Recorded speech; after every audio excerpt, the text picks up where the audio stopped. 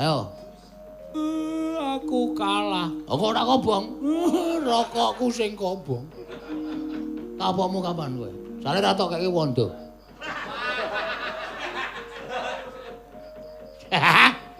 Wis Pak gak ceket-ceket ora. Bagong. Kowe ganti ora? Ganti ora? Ora ganti tenan. Kowe Bagong anakku kowe. Kowe Pak, waduh, waduh wis.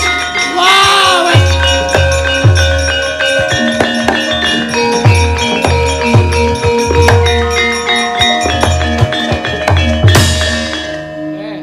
Lah kok lemu ampuh kok mung nganggo anduk kuwi jane lemu entuk nendi?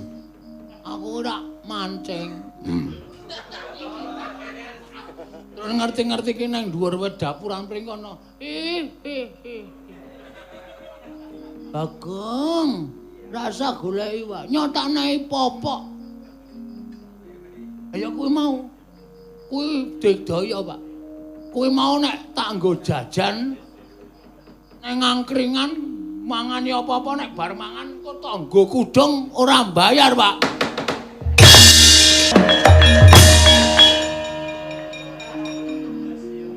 Pak. Gareng kok ana suarane? Kok ora ana rupane? Truk. Reng, kowe iki nendi e? Kok aneh-aneh to, Reng? Kowe iki nendi e? Pak.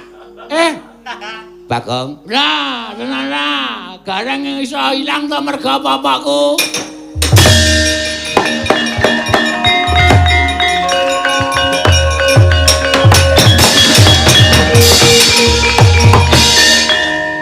Ilang matamu.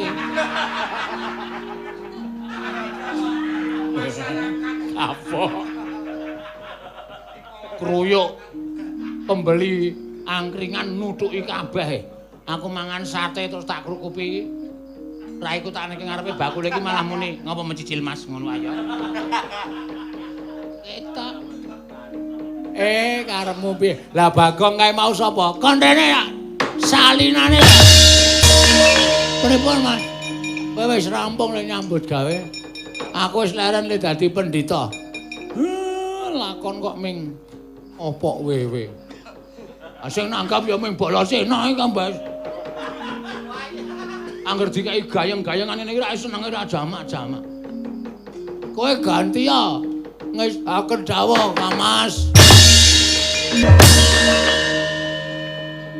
Wah, mantuku wedok to. Iki Rama.